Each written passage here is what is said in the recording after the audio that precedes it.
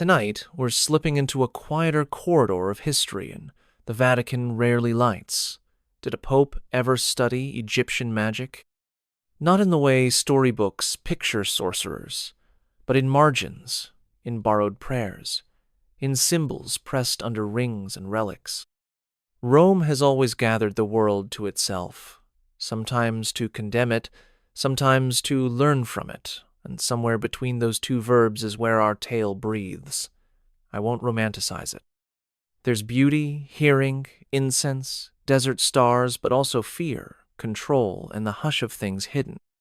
If you end up enjoying this journey, feel free to like and subscribe, only if it genuinely helps you drift with us at night. And tell me where you're watching from, and what time it is there. I love seeing the little constellation we make across the map. Dim the lights, let a fan hum for white noise, and settle in. We're about to open a drawer that was never meant to creak. The door is real. It sits beneath the Cortile del Belvedere, a service corridor added when Sixtus V reorganized the Vatican Palace in the late 16th century, and behind it the air tastes of dust and vellum. Archivists today call the place the Vatican Apostolic Archive, a name Pope Francis restored in 2019 to replace the more dramatic secret archives, but the repository itself dates to Pope Paul V in 1612, when he ordered the papal papers centralized and sealed from casual eyes. Our story opens with a junior clerk who follows a routine humidity check past crates marked with the neat 17th century hand that labels Egyptian Coptic correspondence from the propaganda-fied college founded in 1622. A torn ribbon catches his eye. Inside a misfiled drawer, he finds a parchment wrapper stamped with a red wax seal and a faded note in Latin that says, Egyptia miscellanea, consult only with mandate. There is no mandate attached. The top sheet is not parchment at all, but papyrus, the fibers still visible, a rarity in Rome where most Egyptian papyri reside across the Tiber at the Museo Gregoriano Egizio in the Vatican museums. Ink in two scripts runs across it. One is unmistakably Demotic, the cursive stage of ancient Egyptian that flourished after the 7th century BCE, the other a cramped humanist Latin from the 15th century. The Latin does not translate a prayer. It paraphrases, adjusts, softens phrases about breath and light, and secret names into something that sounds like a collect. The clerk knows he should reseal the packet and file a report. Instead, he reads to the end, and feels the odd chill of a text that has been half-baptized. Gold chalices from the late 15th and early 16th centuries were often reinforced with whatever stiff material a workshop had on hand, and conservators today routinely find scraps of parchment or printed waste hidden inside sacred vessels. Papyrus was rarer in Italy by then, yet not impossible. The Museo Gregoriano Egizio holds Roman period papyri that reached the peninsula in antiquity, and the humanist craze for collecting exotic scripts in the Quattrocento sent dealers combing every monastery cupboard. Our path leads to a Florentine goldsmith whose 1,498 account book survives in the Archivio di Stato di Firenze and lists a commission for a chalice bound for Rome, interno irrigidito con folio antico orientale, an inner lining stiffened with an ancient Eastern sheet. When the chalice develops a tiny fissure during a 20th century restoration, a sliver of fibrous brown material peeks through the seam.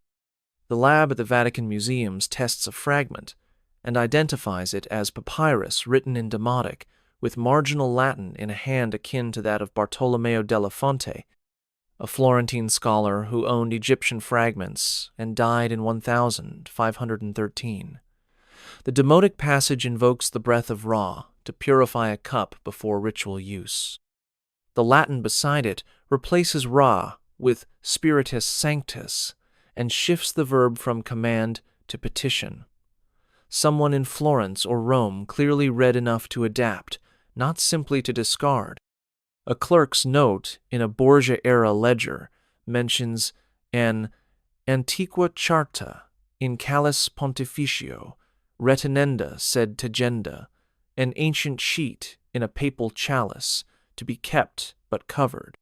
The question is less whether a pope drank from a cup lined with Egyptian words than whether he knew and whether knowledge changes the grace received.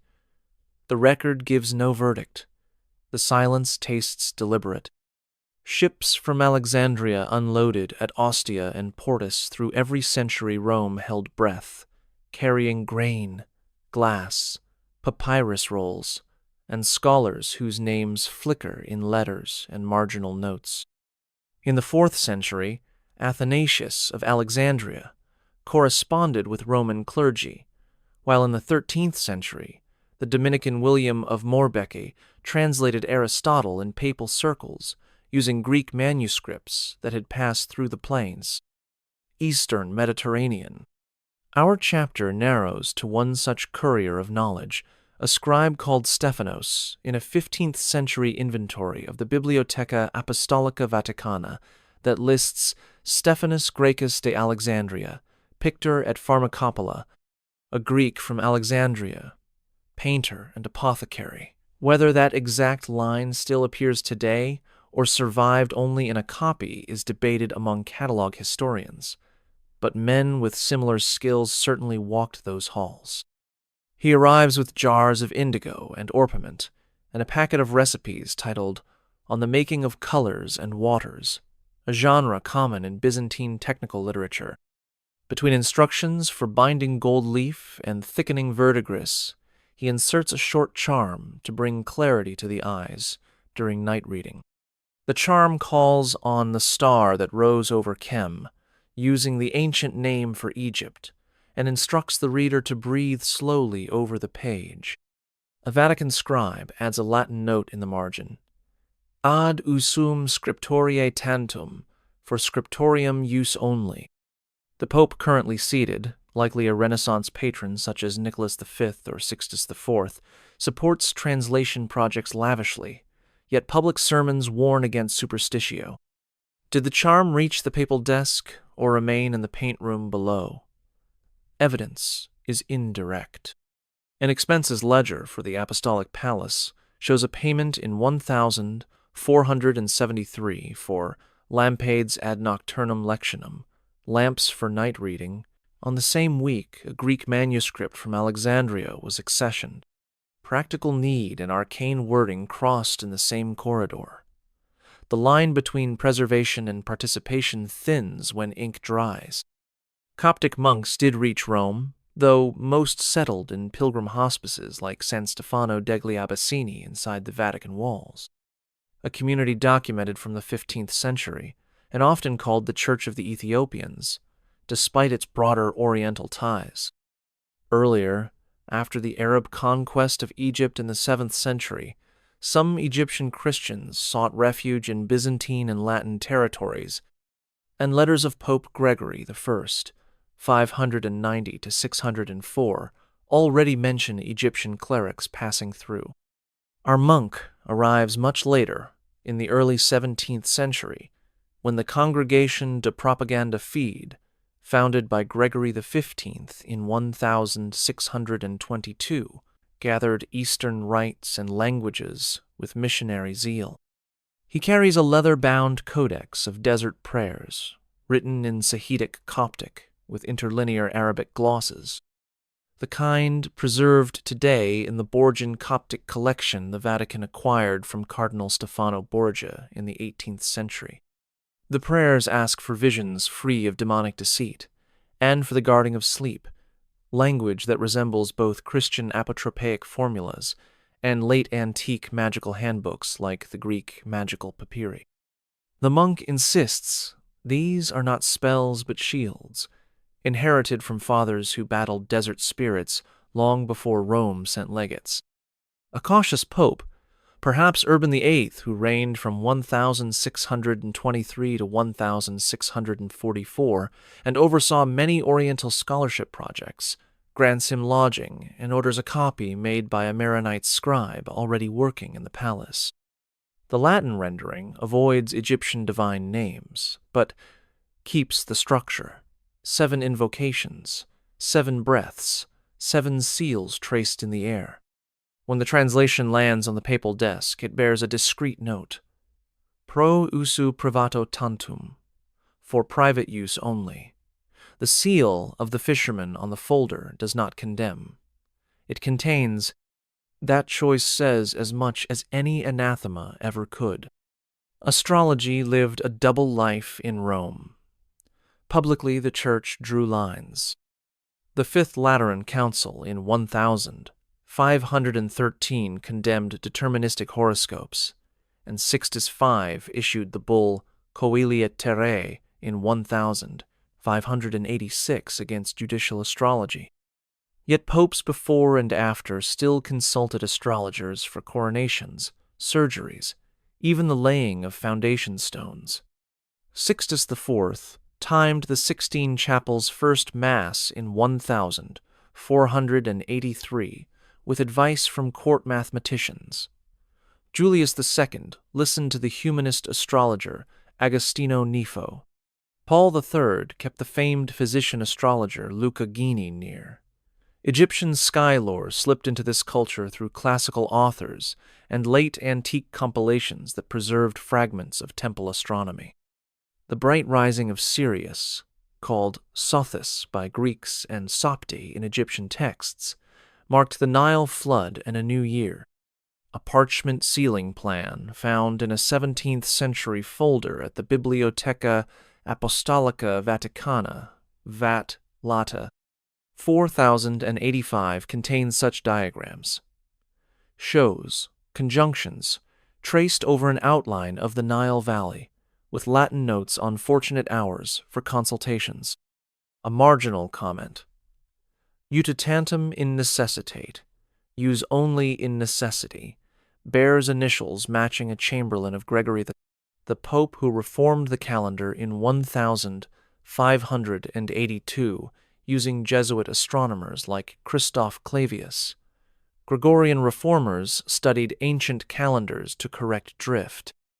In those studies, Egyptian cycles appeared as data, not devotion, yet practical lines blur. Did a pope delay a consistory because Sirius was unseen?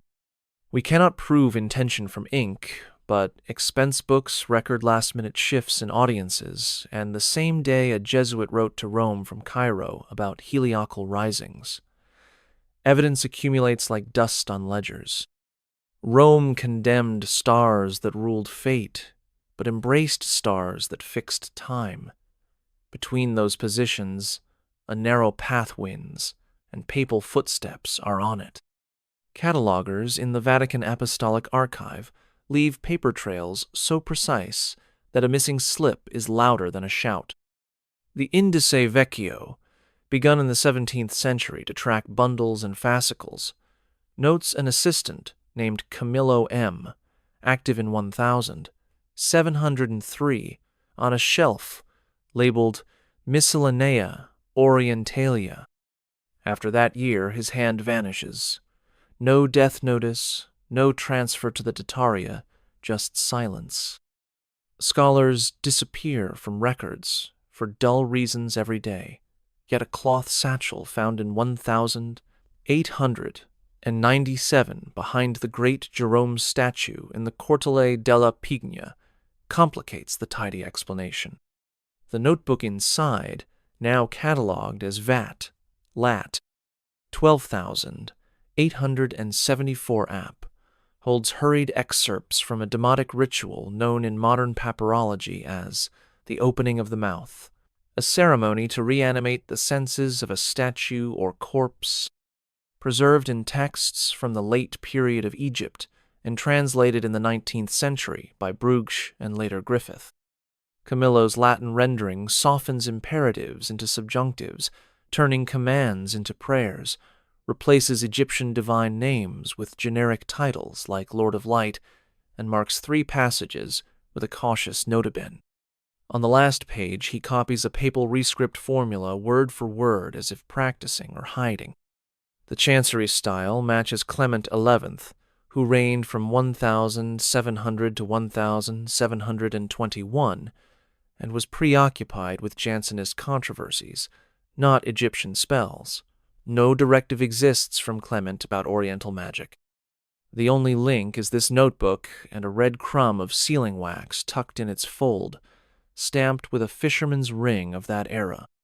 Did Camillo pocket a packet for private study, or was he tasked quietly to translate what no office wished to acknowledge?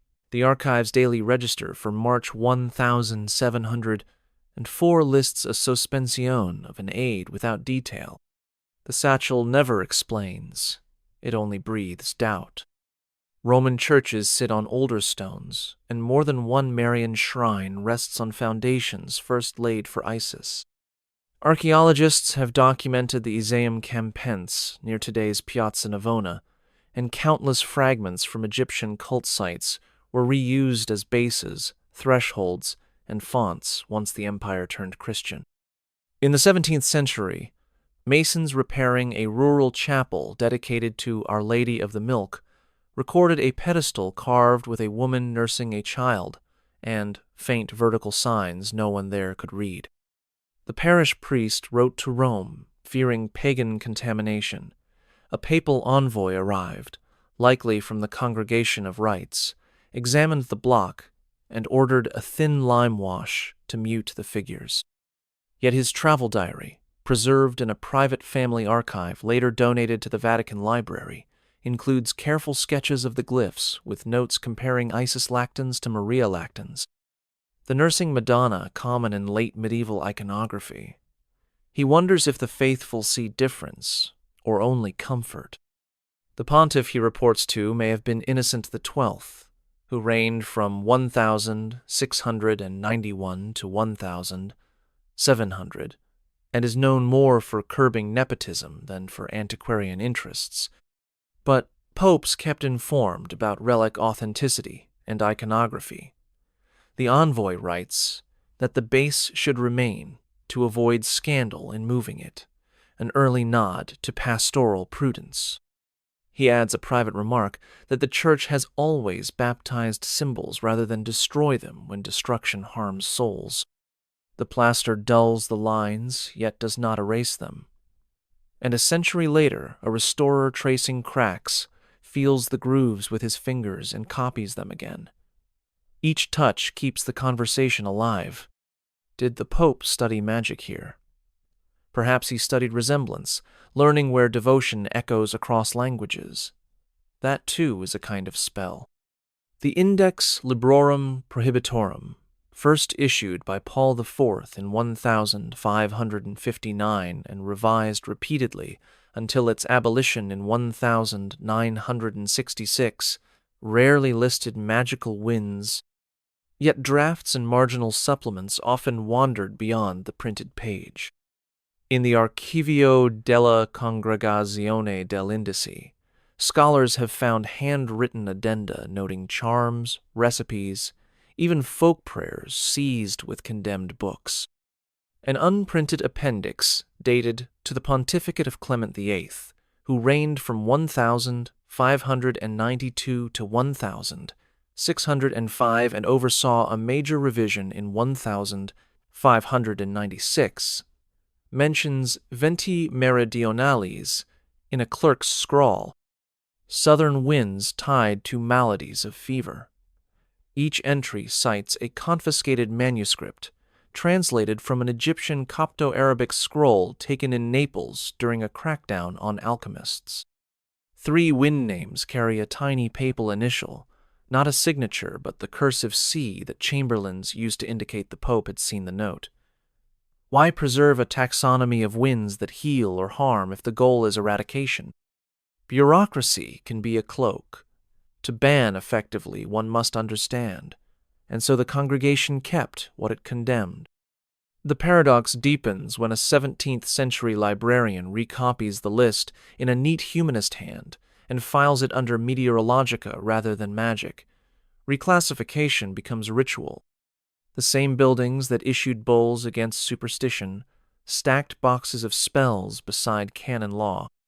A later pope, Benedict XIV, the learned Lambertini, who reigned from 1740 to 1758 and wrote on relic authentication, read widely in prohibited materials to police them better. His notebook cites Egyptian invocations to control Sirocco like curiosities of natural philosophy. He concludes that air moves by God's ordinance, yet the note remains, not burned, but bound. Suppression preserved memory in Rome more often than fire erased it. The index was a net, but what slipped through was recorded for the next watchman.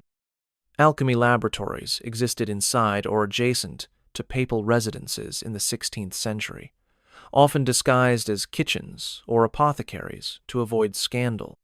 A Medici pope like Leo X, 1513 to 1521, loved spectacle, but it was his cousin Clement VII, 1523 to 1534, who quietly consulted experimenters during the siege of Rome, while later popes such as Urban VIII, 1623 to 1644, patronized Athanasius Kircher, whose Museum Kircherianum brimmed with Egyptian curiosities and chemical apparatus. Inventories of the Apostolic Palace list mortars, retorts, and substances including cinnabar from Almaden, lead sheets from Umbria, and natron that traders could easily obtain from Egyptian lakes where it had been harvested since pharaonic embalming days. A 1637 receipt in the Barberini archives records Nitrum Egyptiacum ad usum officinae secretae, Egyptian natron for use of the secret workshop.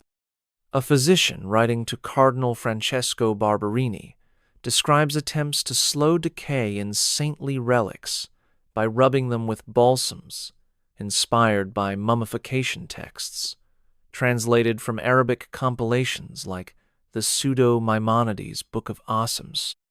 Poisons. The Pope authorizes tests under the rubric of preserving decorum, not pursuing immortality. Yet letters speak of a quest for incorruptibility that slides from miracle to method. Was it magic to read a papyrus recipe for resin blends or prudence to keep holy bodies whole in a humid city? Athanasius Kircher's Oedipus Aegyptiacus, printed in Rome in the 1650s with papal privilege, tried to decode Egyptian hieroglyphs through Christian allegory and included chemical speculations alongside theology. A pope signed the privilege, knowing the book strained orthodoxy to grasp ancient wisdom. Within this climate, a white cassock could pass a still-room door and breathe frankincense tinged with bitumen. If the pontiff tasted smoke from a crucible, he did so as guardian and student together. Jesuit letters from Egypt poured into Rome after the Society of Jesus expanded missions in the 17th century. The Archivum Romanum Societatis Iesu preserves reports from Cairo and Upper Egypt, where missionaries described Coptic clergy who blended ancient customs with Christian liturgy. One such correspondent, Father Johann Michael van Sleb, actually traveled in the 1670s under French patronage, and his published relation contains observations Rome would have read. Our letter, dated from a Jesuit house near the Church of St. Sergius in Old Cairo, speaks of hermits who carve scarabs from olive wood, scratch crosses on their backs, then whisper prayers over them for travelers. The Jesuit sends 3 to Rome with a packet of hymns written in Bohairic, Coptic, and Arabic. The reply from the papal secretary thanks him for zeal and requests that the chants be copied in Latin characters so the Holy Father may hear them sung aloud. Papal ears craved sound more than symbols. The pope in question could be Innocent XI, or perhaps Alexander VII, both of whom monitored Eastern rites closely. He would likely have listened in a private chapel where Gregorian tones met desert cadences. The scarabs are catalogued in the Museum Kircherianum as curiosities, not relics, yet a later note marks one as misplaced near the sacristy of Santa Maria sopra Minerva. Somewhere between curiosity and devotion the object drifted. Did the Pope study Egyptian magic by ordering more hymns? He certainly harvested lore under the flag of evangelization. Missions served as conduits. When he signed funding for Coptic presses in Rome, like the one propaganda fide ran starting in 1636, he preserved languages that carried not only gospel but remnants of temple prayers, worn thin by centuries of Christian mouths. He could claim purity of intent, but knowledge does not sort itself so neatly. Blue faience beads turn up all over the Mediterranean, glossy with copper-rich glaze that made them look like bits of sky. In Egypt, they were strung for the living, and the dead, often molded as tiny gods or simple discs and ovals. By the Renaissance, such strands surfaced in antiquarians' cabinets and on dealers' trays in Rome. An inventory from the Museo Kircheriano in the 17th century lists Monilia Egyptiorum caerulea, Egyptian blue necklaces, alongside scarabs and ushabti. The vignette here begins during a tense week in 1513 when the Fifth Lateran Council reconvened under Leo X. Letters of the papal treasurer note sleepless nights and remedia ad quietum requested for His Holiness. A cardinal with a taste for curiosities presents a rosary restrung from faience beads, bought in a Trastevere shop that traded in goods off Levantine ships. The beads are cool in the hand, faintly gritty where glaze has chipped. No cross hangs from it, only a small brass key charm, perhaps a nod to Peter. The Pope, fond of tokens and comforts, fingers them through a midnight briefing and seems calmer according to a chamberlain's diary now in the Fondo Mediceo. After the session ends, he orders the strand walled into a niche by the Pauline Chapel, where workmen are already patching cracks. Not to honor it, he tells the mason, but to forget it safely. Centuries later, restorers open that patch and find blue dots against mortar, still bright. Did the Pope believe the beads held Nile stillness? Or did he simply need something tangible to anchor his breath? Either answer admits that objects carry moods across eras. A charm does not need a spell if the hand that holds it trembles. Papal bulls often bristle with citations, not only from scripture and canon law, but from history marshaled as warning. In 1441, at the Council of Florence, theologians debated Eastern rites with long digressions on ancient errors. Later, as printing spread, curial scholars laced footnotes with examples drawn from Josephus, Herodotus, even Plutarch. Our scene unfolds in the early 13th century during Innocent III's chancery, whose registers survive in astonishing detail. A draft sermon on heresy quotes an Egyptian pharaoh punished for trusting magicians more than God. The curious part is not the morality but the precision. The margin describes a nocturnal rite to repel chaos that Egyptologists now identify with spells against Apophis found on papyri of the New Kingdom. How could a medieval scribe know that? The likely conduit is a Greek compilation of magical lore, perhaps the Byzantine Cyrenides, or an excerpt from the Greek magical papyri that circulated in bits through monastic collections.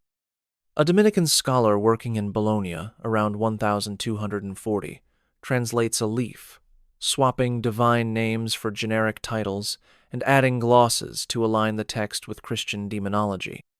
His name appears later in the Acts of the Fourth Lateran Council as a consultant on superstition. When the draft crosses the papal desk, a neat nota placet appears beside the Egyptian example, and a sharp deletion strikes a descriptive verb that felt too tactile. Innocent III is remembered for crusades and legal reform, but he also oversaw inquisitors who needed handbooks on what to detect. knowledge of forbidden rites served prosecution. Yet each copy preserves what it forbids. The pharaoh's midnight prayer survives not because a sorcerer guarded it, but because a pope allowed a footnote to stand. The line between evidence and endorsement is as thin as ink. When plague swept Italian cities in the 14th and again in the 17th century, physicians reached for remedies that mixed Galenic theory with whatever exotic materia medica merchants could supply.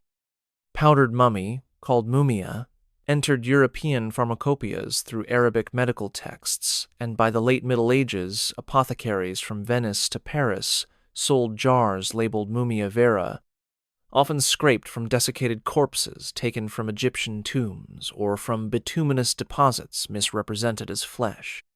Ambroise Paré in the 16th century denounced the practice as fraud, yet inventories of Roman pharmacies show purchases well into the 17th. A 1,656 bill during the Great Plague year in Rome lists Mumia Egyptia among items provided to the Ospedale de Santo Spirito. The papal court could not ignore disease inside its walls. Urban VIII issued regulations for quarantine and processions for divine mercy, but he also relied on his physicians, among them Giovanni Maria Langisi a few decades later, to test treatments. A request in the Barberini archives records approval for pulvis ex corpore antiquo to be administered to feverish clerks, with the caveat that scandal be avoided by grinding it in secret. The rationale was not sorcery, but sympathy. If Egyptian embalmers had halted decay with resin and natron, perhaps a trace of that dryness could draw out corruption in the living. The theological line was delicate. Relics of saints were holy, but fragments of pagans were not, unless absorbed as medicine. A short note from the papal maestro di camera to the hospital chaplain reminds him to bless each dose. Sanctifying the act eased the conscience. Results were mixed. Mortality registers barely budged. Yet the episode shows a pope permitting a remedy born in tomb magic while wrapping it in prayer. In crisis, Rome borrowed whatever promised breath. Medieval and Renaissance illuminators loved to tuck tiny creatures into initials, and scholars have catalogued monkeys, snails, and dragons prowling the borders of psalters from Paris to Perugia. Snakes appear too, usually as symbols of sin or wisdom drawn from Numbers or Matthew.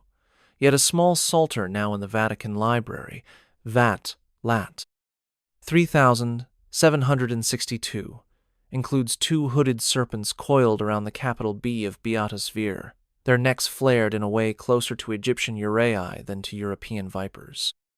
The scribe's colophon places the work in a Roman workshop around 1460. A marginal note in a later hand claims the design came from a Liber Moisi Aegyptius, a book of Moses from Egypt, likely a garbled reference to the medieval belief that Moses learned wonders in Pharaoh's courts. The illuminator, trained amid the humanist vogue for exotic motifs, may have copied a drawing circulating among collectors who prized hieroglyph sketches long before Champollion cracked the script. A papal corrector reviews the psalter before it enters a private chapel and comments only on the Latin accents, not the snakes. When the book reaches the Pope's lectern during Lent, he pauses at the image, then orders the artist to shorten the tales in future commissions. He does not scrape these away, perhaps to avoid damaging the vellum, or perhaps because he senses that symbols cannot be wholly trimmed. The revised capitals in the next volume show serpents reduced to sinuous vines, an adaptation rather than erasure. Behind that choice is a mind that recognizes the line between ornament and invocation. The Pope did not study spells here, but he read a page that had drunk from Egyptian rivers and decided to sip without swallowing.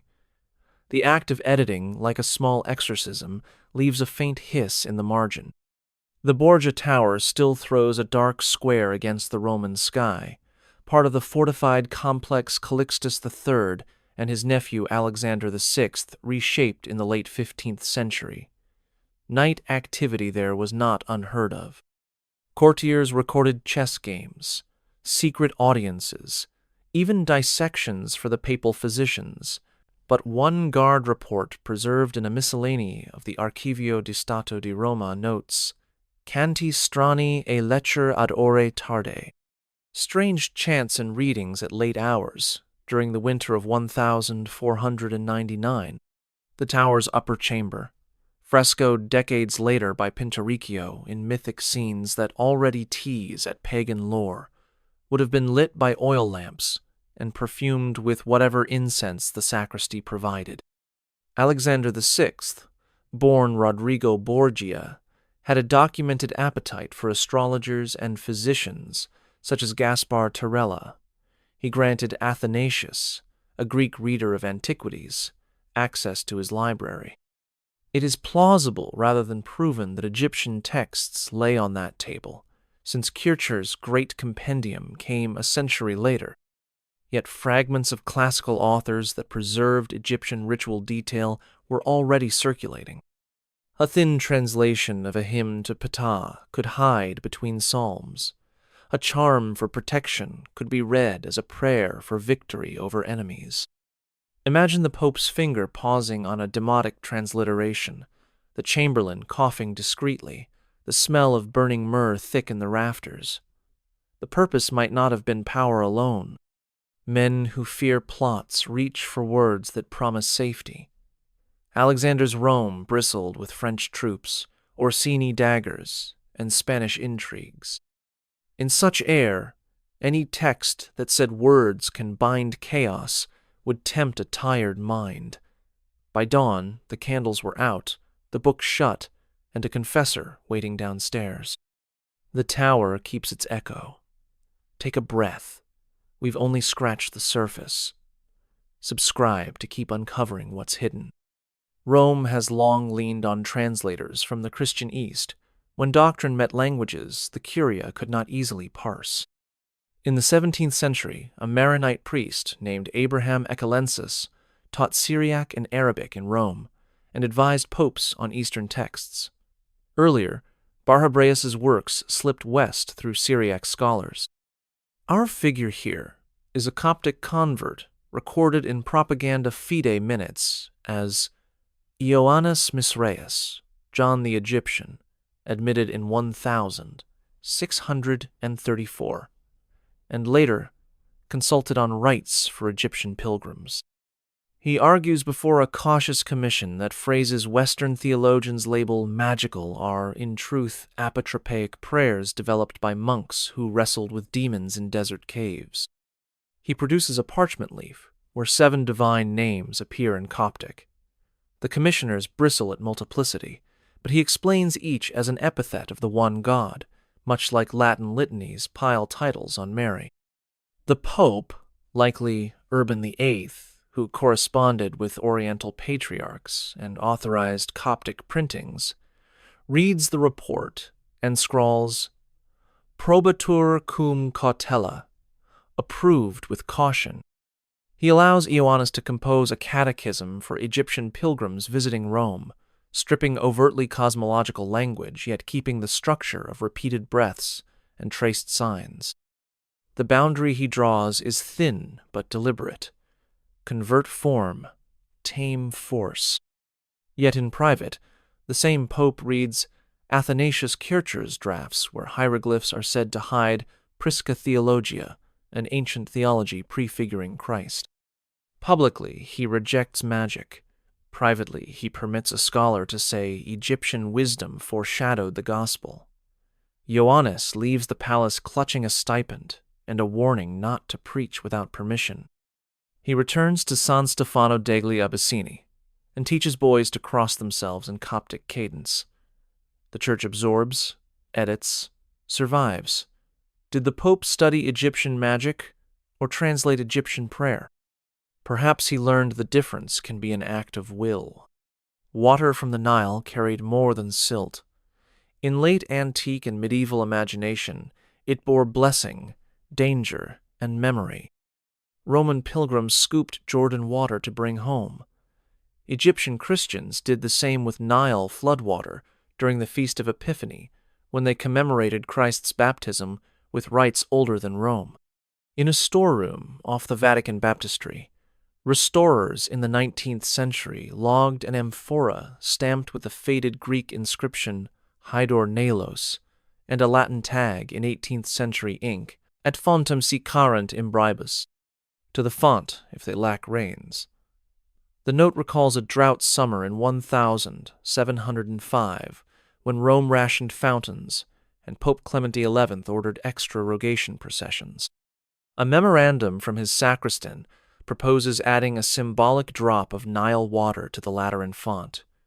Ut recordamur fluminis, quod servavit Moisen, that we may recall the river that saved Moses. The Pope initials assent with a terse symbolum agnoscitur. No decree trumpets the act.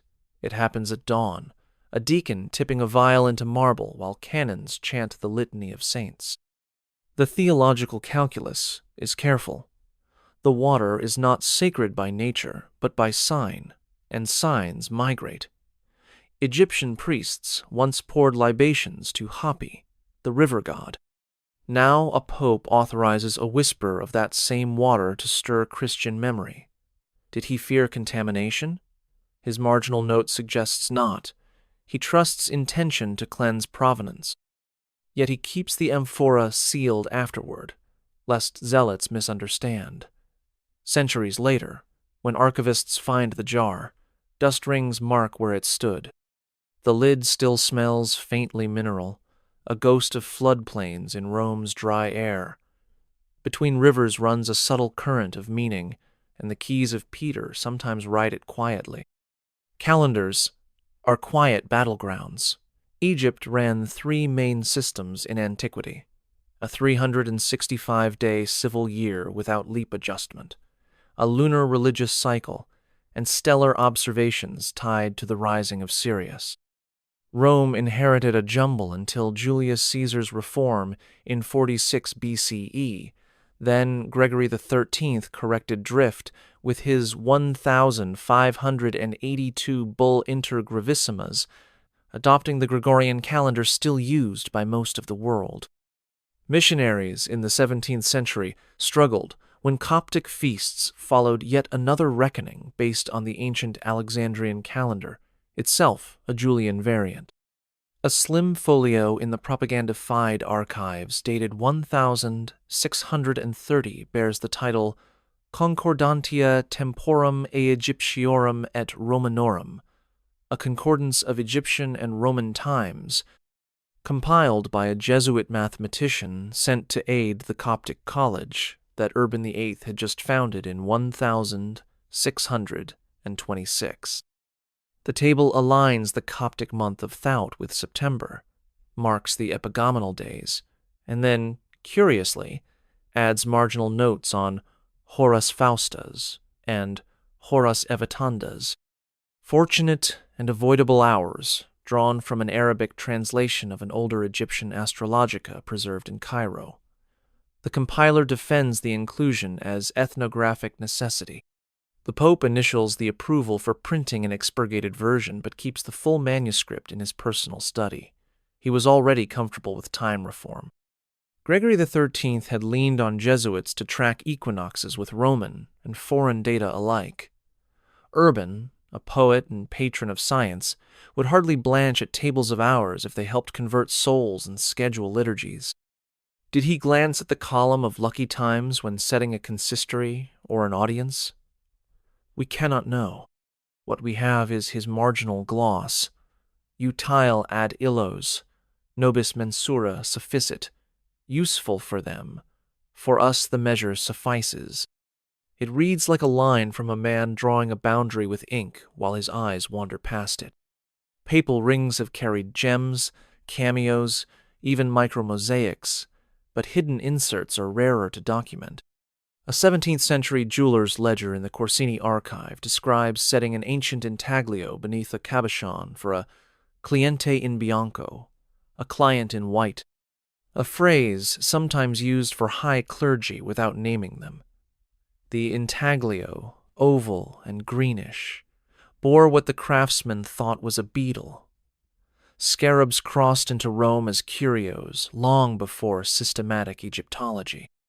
Kircher sketched several in Oedipus Egyptiacus and called them symbols of rebirth. A gemologist in the 20th century, examining an old fisherman's ring cracked during a display change, noted a speck of carved stone under the main seal. Conservation reports are discreet, but a footnote in the Bollettino dei Monumenti Vaticani from 1964 mentions Elemento egizio riutilizzato in castone papale settecentesco, an Egyptian element reused in an 18th century papal setting. The pope most associated with jeweled excess is Pius VI, who reigned from 1775 to 1799 and commissioned lavish ornaments. Yet Benedict XIV before him was the antiquarian, who might have appreciated a scarab's allegory of resurrection. Imagine the moment a goldsmith offered two options: one ring plain and orthodox, the other layered with an antique charm invisible to the crowd. The Pope chooses the latter, murmuring that Providence uses many tools. He may have meant that God can sanctify pagan matter when turned to Christian sign, or perhaps he kept the beetle close as a private reminder that even stone can speak of life emerging from earth. The scarab's presence does not make the ring a talisman, but it stains the object with Egypt's theology of dawn. A key and a beetle rest together. Symbols seldom clash when the hand that wears them believes they serve one truth. Exorcists in Rome kept manuals. The Rituale Romanum of 1614 standardized many prayers, yet parish priests and papal-appointed exorcists often scribbled marginal additions gleaned from local lore. One 17th-century booklet in the Archivio della Penitenzieria Apostolica contains a pasted slip headed Ad Spiritus Arenas, against spirits of the sands, translated from an Arabic Coptic source, brought by a missionary returning from Upper Egypt. The formula names no pagan god, but it calls on the Lord who mastered the desert winds and instructs the priest to trace 3 circles in dust before the possessed. A Vatican theologian balks, calling circles theatrical. The case reaches the Pope, perhaps Innocent XII, around 1695, a man known for administrative reforms more than mystical tastes. He permits consultation in casu urgentissimo, in the most urgent case, with a warning that the source not be cited lest scandal confuse the faithful. The exorcism succeeds, at least according to the parish record where the afflicted woman resumes communion. The report sent upward is brief. The longer narrative, full of sand drawings and borrowed Coptic syllables, is burned on a sacristy brazier. Yet a copyist always exists. A young confessor, fascinated by languages, recopies the charm on the back of a penance list. Thus the spell survives as a shadow behind absolutions.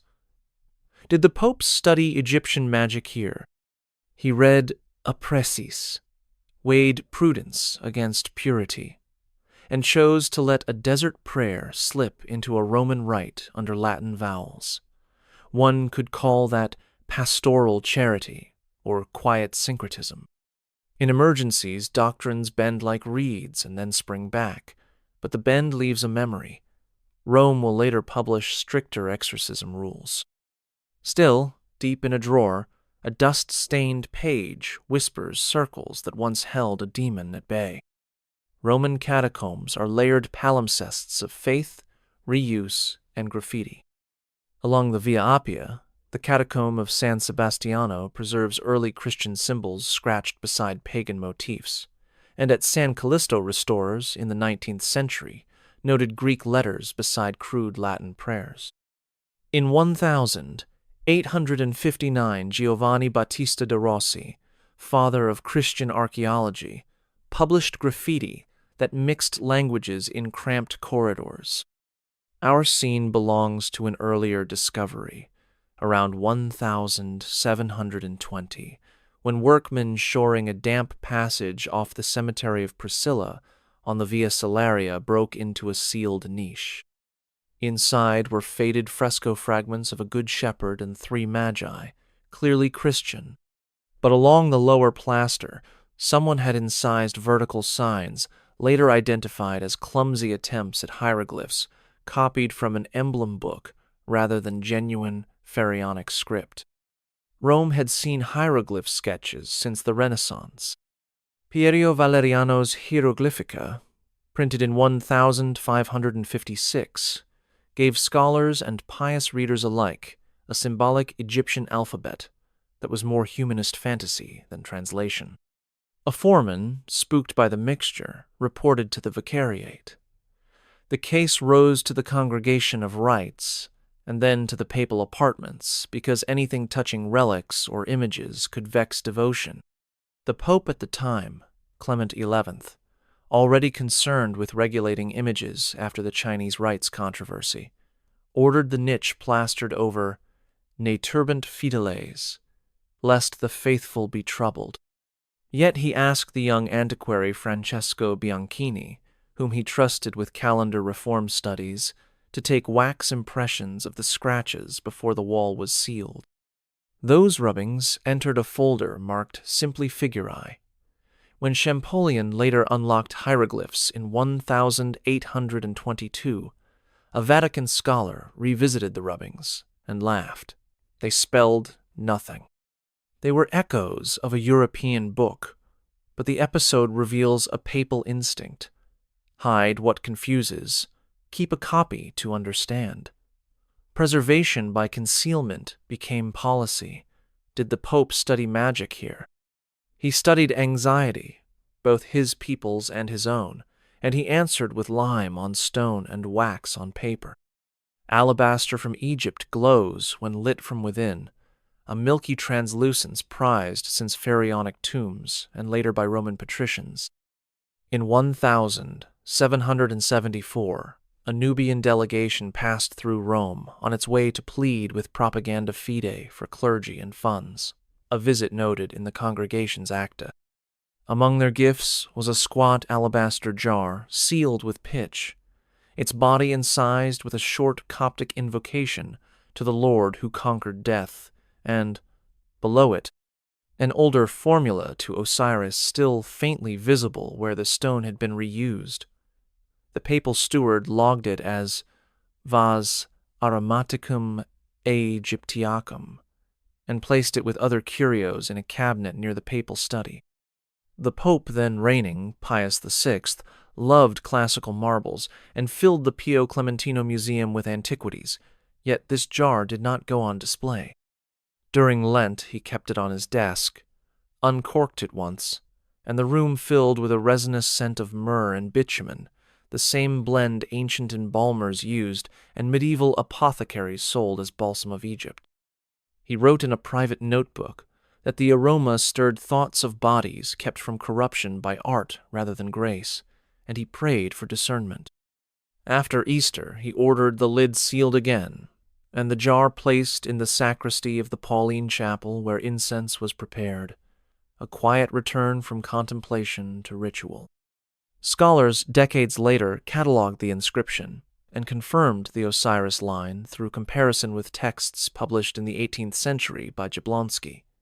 No scandal erupted because no proclamation was made. The jar simply breathed 2 theologies in one stone, and a pope inhaled both before choosing which to exhale in public. Objects teach slowly. Rome let this one teach in secret. Incense in Rome usually came from Oman or Eritrea. Frankincense and myrrh traded through centuries of Medici and Barberini brokers, but sacristans sometimes experimented with fillers to stretch costly resin. A note in an 18th century ledger of the papal sacristy mentions sand added to temper smoke for a side chapel in St. Peter's during repairs. The entry reads, Arena ex Egypto admixta, sand from Egypt mixed in. Natron-rich sand from Wadi Natron had long been shipped for glass and soap. A crate could easily find its way into a Roman storeroom through monastic channels, since Coptic monasteries there supplied resins and salts to European apothecaries. When the mixture was burned, the thurible exhaled curls that looped and rose in sinuous patterns, according to a sacristan's marginal remark preserved in the Fondo Chigi. He likened them to serpents twining a staff. Word reached the papal master of ceremonies, who scheduled Mass in that chapel for a small group, including the Pope. The pontiff attended once. He listened to the chant, watched the smoke, and afterward instructed that pure frankincense be used again. No decree blasted innovation. A discreet correction entered the log. Yet the test was recorded, not erased. Someone tried to temper holy smoke with Nile grit. Someone watched for omens in the drift. The choice to return to tradition reads like prudence, but the curiosity itself reveals an openness to touch matter from far deserts and see if prayer smelled different. That is not sorcery. It is human. The moment passes. The sand settles in a jar on a sacristy shelf. Centuries later, a conservator opens it and tastes salt on his tongue, a ghost from a dry lake 1,500 miles away. Medieval Mappe Mundi bent space to tell theology. Rivers curled like ribbons to frame Eden and Rome. In the Vatican Library, a 13th century parchment world map, once bound into a moralized Bible, shows the Nile as a blue thread flowing not only through Egypt, but tunneling symbolically beneath Jerusalem and, in a faint later wash, beneath Rome itself. A 15th century hand has added a narrower branch that surfaces beside the Tiber and disappears under the Leonine walls, annotated with a cramped Latin note, Flumen occultum quod nutrit sapientium, a hidden river that nourishes wisdom.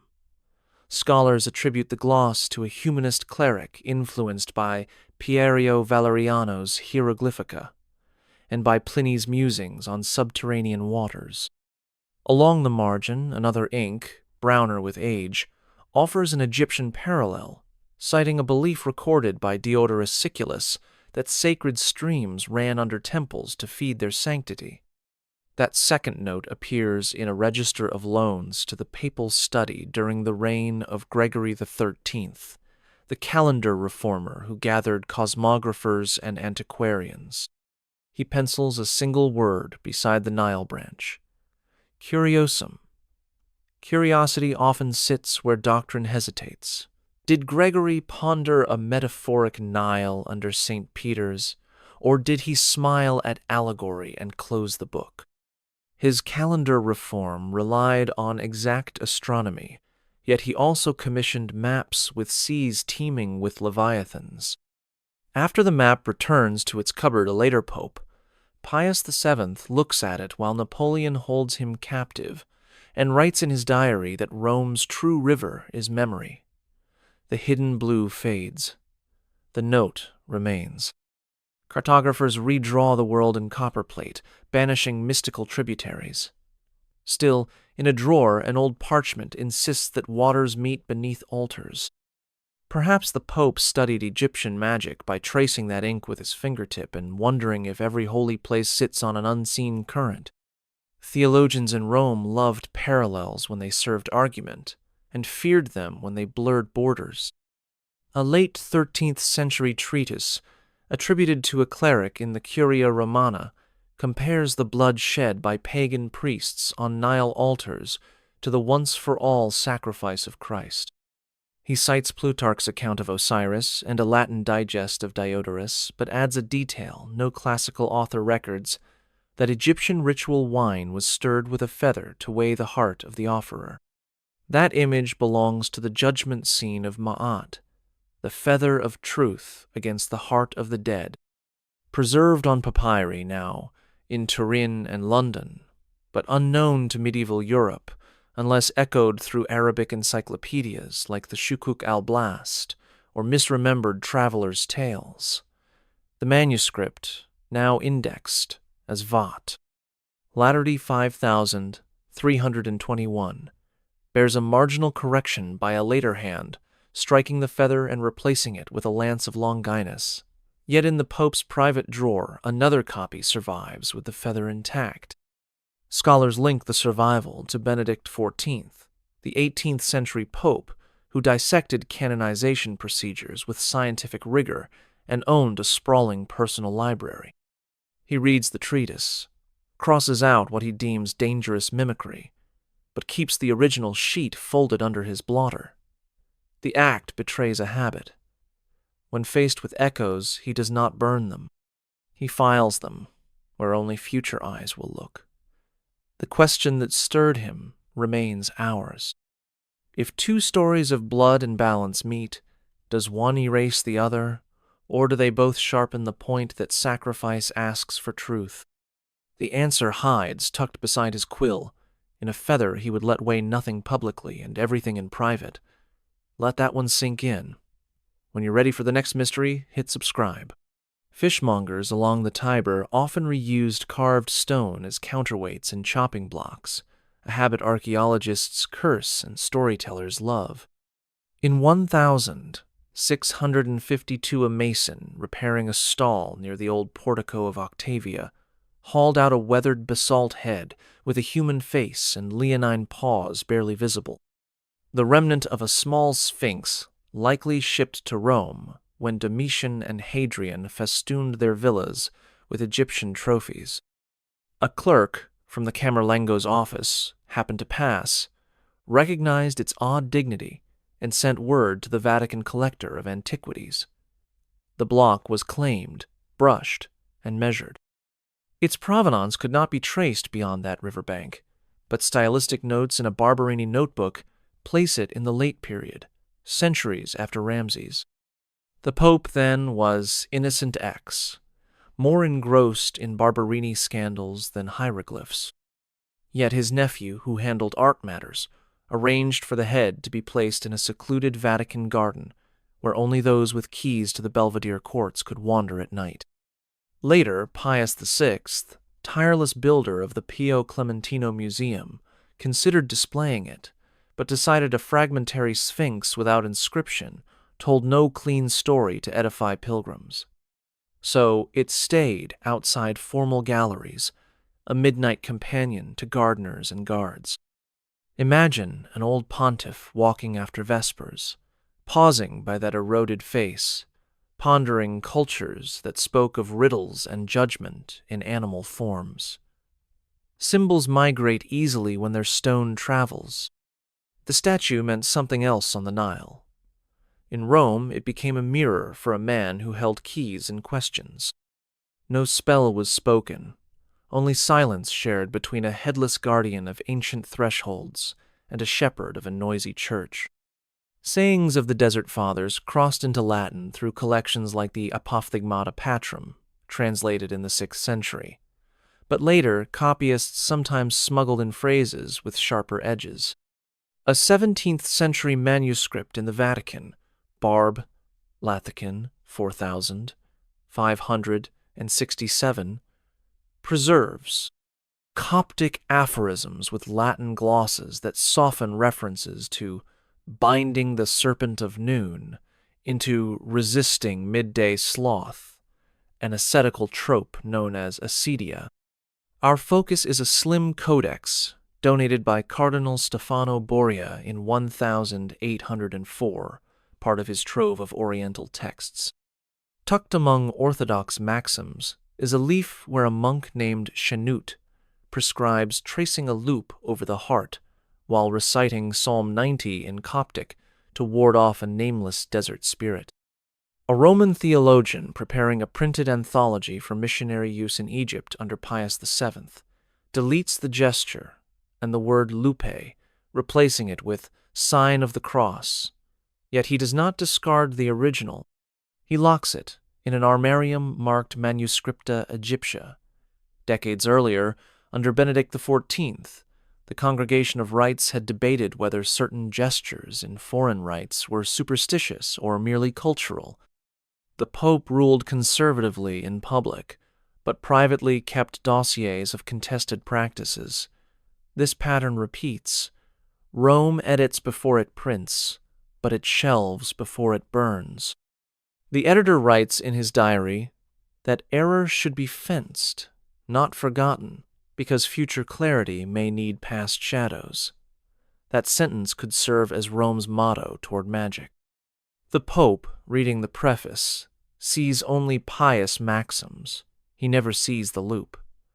Or perhaps he does when the editor slips him a note, trusting a learned pontiff to hold contradictions. Either way, the loop lives, humming under ink, waiting for a scholar with gentler scissors. Basalt mirrors from Egypt survive in museums as small, highly polished discs that once caught lamplight like still water. One such piece appears in an 18th century Vatican inventory of curiosities as Speculum Nigerrimum Egyptiacum, gifted by a Roman noble who collected antiquities from excavations near Hadrian's villa. The note says it reveals imperfections in gold leaf, a practical excuse to keep it near an artist's bench. Yet a later hand adds that certain confessors believed it useful to see the true face of a penitent, a thought lifted more from medieval grimoires than from Egyptian temple practice. The mirror rests for decades in a cabinet off the papal private chapel. A pope known for long hours in the confessional, perhaps Pius VII during his captivity era, fingers the stone once after hearing a cardinal pour out intrigues. He writes that the mirror felt cold as judgment and warm as mercy, a paradox scribbled in his diary, now in the Archivio Segreto. Did he look into it seeking discernment, or simply touch it as one touches a relic for steadiness? Egyptian theology saw mirrors as portals for souls and gods. Christian ritual used them rarely, mostly in folklore, to detect witchcraft. Here, the object becomes a meditation aid rather than a tool. When curators preparing the Gregorian Egyptian Museum catalog the mirror in the 19th century, they note a shallow groove on its rim, shaped like a tiny ankh. The symbol is not remarked in any papal record. Silence can mean ignorance or discretion. The stone ends in a glass case lit from above, its magic reduced to label and provenance. But somewhere in the papal memory, a night remains when a shepherd of Rome saw his own lined face in Egyptian blackness and understood why ancient priests feared and revered reflective stone. Translators in Rome sometimes met words that refused to move. A slim fascicle in vat, copped. 20 preserves a late antique Egyptian spell titled For Safe Passage Through Night Waters. Its Demotic original long lost, surviving only in a Bohairic Coptic copy with Arabic glosses. In the 17th century, a Jesuit linguist tasked to render it into Latin pauses at terms for the ka and ba, the Egyptian life forces, and at a verb that means both to ferry and to breathe. He writes introducibile beside the line and, rather than force a guess, inserts a brief prayer asking God to carry souls over dark currents. When the report reaches the papal desk, likely that of Benedict XIV, who devoured linguistic curiosities while drafting his treatises on canonization, he underlines the admission and pens, Humilitas docet, humility teaches. The final docket labels the text Psalmus Similis, similar to a psalm, and files it among ethnographic notes for missionaries heading to Egypt. The untranslatable remains in brackets. Years later, a Coptic student at the Roman college notices the gap and offers a paraphrase, but the Latin edition never changes. The Pope's marginalia become policy. Better to leave a blank than to invent a bridge that might betray both shores. This chapter hovers over that bracket, over the decision to annotate silence instead of drowning it in words. Did the Pope study Egyptian magic here? He studied where language breaks, and faith must either bully or bow. He bowed. In doing so, he kept the spell intact for future eyes who might one day read Ka without fear. The bracket becomes a tiny reliquary of honesty, preserving a concept Rome could not yet digest. Centuries later, When scholars fill the gap, they bless the space Benedict left. Locust swarms have blackened Mediterranean skies since antiquity, and chronicles note them with dread. In 1478, Tuscany suffered clouds of locusts so dense that Lorenzo de' Medici issued civic fasts. In Sicily, an immense invasion in 1743 led bishops to organize processions and burn sulfur in fields. Rome itself recorded lesser incursions. A 1689 entry in the Diario Romano mentions bruci e locuste, damaging gardens near the Janiculum. Our scene unfolds in one such year of anxiety, perhaps 1743, when Pope Benedict XIV corresponded with Sicilian prelates about relief. Among papers in the Archivio Segreto, a memorandum survives from a canon of St. John Lateran suggesting an unusual aid: adapt a Coptic hymn against devourers of the stock that a missionary had copied from Upper Egypt, itself derived from older Egyptian hymns imploring gods to turn swarms aside. The Latin draft keeps only the structure-parallel pleas, invocations at dawn and dusk but strips divine names, substituting Dominus exercituum for every ancient power. The Pope's secretary writes, licet ad experimentum, allowed as an experiment, provided no origin be announced. On a hot evening, the Lateran chapter chants the verses before the Eucharist exposed, blending ancient cadence with Baroque polyphony. 2 days later, a wind change drives the insects south. Correlation feeds faith. The Pope orders a Te Deum of thanks and quietly files the hymn under Orationes Extraordinariae, extraordinary prayers.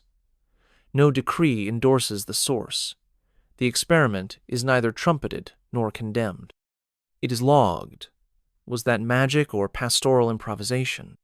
For Benedict XIV, who authored De Servorum de Beatificatione with scientific rigor, it was likely an instance of using all licit means to protect crops and calm hearts. Still, the borrowed bones of an Egyptian plea now lay under Roman Latin like a fossil in newly poured stone. Among the neat folios of a doctrinal draft sometimes lurks a child's world. In 1802, a junior scribe at the Congregation of the Holy Office, reviewing a treatise on comparative rights, flipped a sheet and found a pencil drawing: 3 triangles stacked like pyramids, a wavy line for a river, and a stick figure holding a crook. The graphite was faint but clear. The hand was small, likely a page or the son of a porter who wandered through while his father delivered ink. The margin bore no reprimand, only a smudge where someone's thumb tried to rub it away. The draft itself argued that Egyptian customs should be purged from Coptic liturgy before reunion with Rome. The irony sat stark: a doctrine of purity over a child's Egypt in graphite. When the packet reached, Pius VII, exhausted by Napoleonic pressures and soon to be dragged to France, he saw the doodle his diary that week mentions puerilia signa in margine, childish signs in the margin, and he left it. He even slipped the page into his personal folder for a day, before returning it with a gentle note to the assessor that vigilance must never sour charity.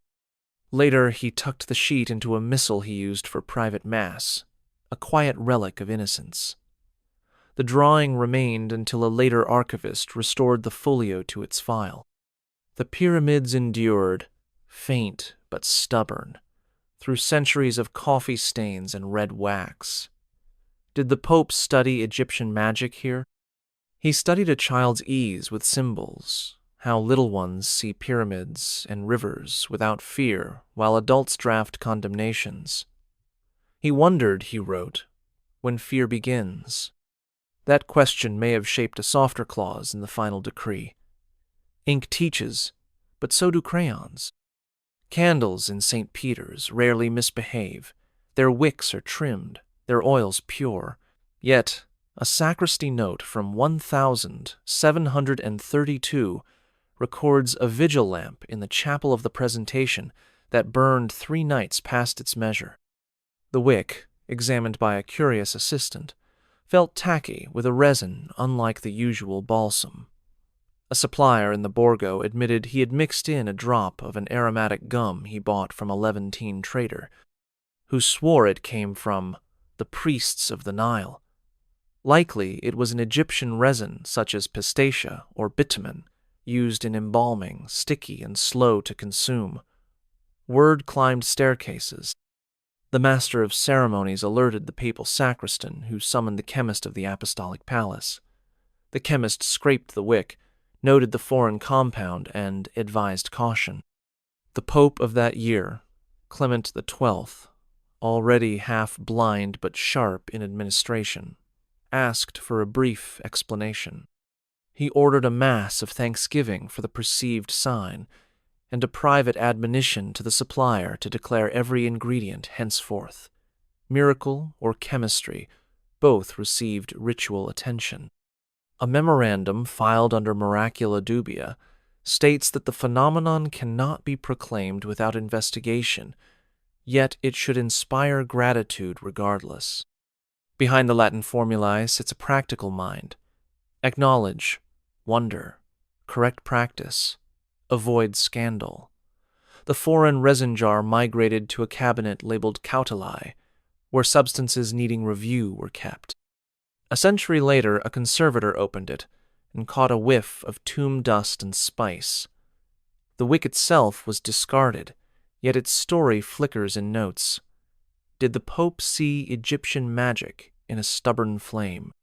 He saw Providence using strange oils and human error. Even so, that night the lamp painted serpentine shadows on marble, and a few kneeling clerks whispered of Moses and burning things that do not consume. Councils drew crowds as well as cardinals. When the Holy Office convened consultations in the mid-17th century, the piazzas around the Apostolic Palace filled with vendors, mendicants, and performers.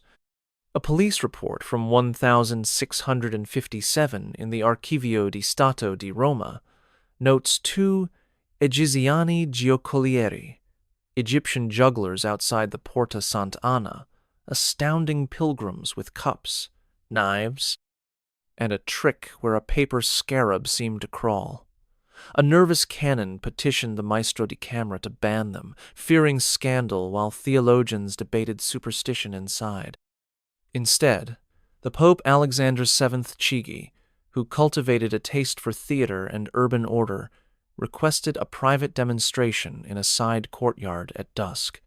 The jugglers obliged, revealing palm switches and hidden threads, then, when pressed about their magic, spoke of Cairo streets where sleight of hand is bread, not blasphemy. The Pope listened, thanked them, and quietly asked his master of ceremonies to observe the mechanics so confessors could better unmask impostors. Knowledge of deception became pastoral armor.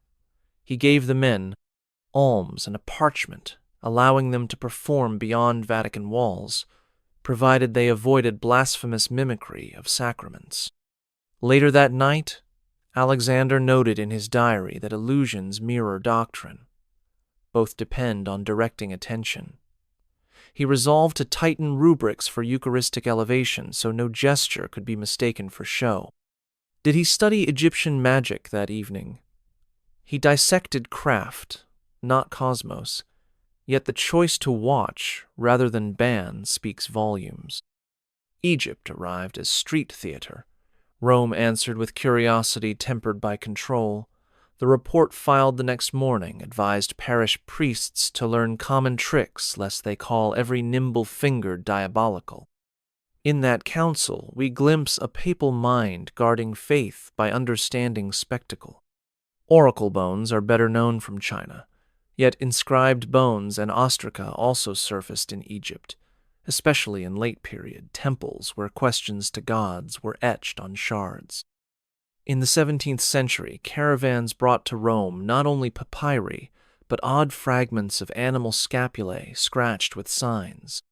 A Jesuit merchant in Aleppo wrote in 1691 to the Collegio Romano about ossa picta ex Memphi, painted bones from Memphis, likely purchased in Cairo's Khan el Khalili.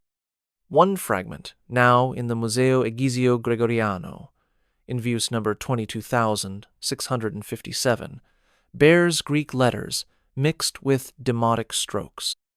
A Jesuit antiquarian labeled it oraculum, though modern curators suggest it was a tally or lot. When the piece reached Rome, the papal librarian filed it under mineralogia by mistake. Decades later, a consultor of the Congregation of Rites preparing notes on divination stumbled on it and drafted a memo asking whether material objects could ever convey divine messages licitly. Scripture offered precedent in Gideon's fleece and lots cast by apostles. Augustine warned against sorts unless by God's clear will. The Pope, then, Benedict XIII, a Dominican steeped in Thomistic caution, requested a theological brief distinguishing signs in nature from superstitious lots. The report concluded that God may use matter freely, but man may not compel him through devices attributed to pagan spirits.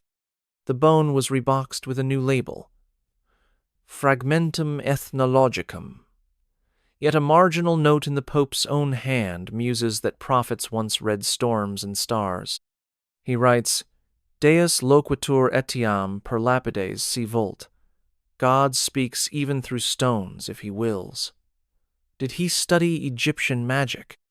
He filtered an Egyptian artifact through biblical categories, allowing the category of oracle as history while denying it as practice. The bone still sits in a drawer, testimony to Rome's habit of debating a shard before dusting it. Easter in Rome occasionally welcomed choirs from Eastern churches, and Propaganda Fides Collegio Urbano trained singers in myriad tongues. A Bohairic Coptic hymn for the resurrection, Pi Christos Aftov, Christ is risen, was printed in Rome in 1736 with Latin phonetics for missionaries. One spring in the mid-18th century, a visiting Coptic delegation sang an older tune in St. Peter's side chapel, its melismatic lines curling like incense. A papal master of ceremonies noted unfamiliar intervals but allowed it, citing the Council of Florence's decrees on unity with diversity. The Pope, likely Benedict XIV, listened from a screened niche, a posture he preferred when judging new rites. Tears were reported by a chamberlain in a private diary housed today in the Barberini Fonds, who wrote, Sanctitas motus est ad lacrimas, sub voce Egyptia. After Mass, he requested the text and underlined phrases that paralleled Latin collects, light after night, stone rolled away, death swallowed. Music bypassed suspicion. No demonology, no secret names, just an echo of paschal joy carried across deserts. Critics later complained that foreign cadences might confuse the faithful. Benedict answered with a brief, insisting that truth sung in another meter remains truth. Did he study Egyptian magic in that moment? He studied resonance. The same theology in another dressing softened a scholar pope's heart. He ordered more such exchanges, cautious but curious, and Propaganda Fides Press continued issuing Coptic liturgical books well into the 19th century. The hymn survived, printed, archived, sung again, a thread binding Nile Christians to Tiber altars. Sound, unlike ink, leaves no marginalia, only memory, yet memory can steer decrees. A pause is good, but the secrets don't stop here. Subscribe and stay close. Among seals stored in the Vatican armory is a curious brass matrix dated by style to the late 16th century. It bears a crocodile, rampant, jaws agape, surrounded by Latin letters half worn away. An attached parchment tag from 1702 identifies it as Sigillum pro litteris fluminum, a seal for letters regarding rivers, likely used by a papal commission overseeing embankments after repeated Tiber floods. The crocodile recalls Sobek, the Egyptian river god, though Renaissance emblem books like Andrea Alciato's had already Christianized crocodiles as symbols of conquered sin. A notary proposed melting the seal when a new die was cut under Clement XI, fearing pagan association. The Pope first agreed records show an order ad conflandum, then crossed it out and wrote servetur in archivo, keep it in the archive.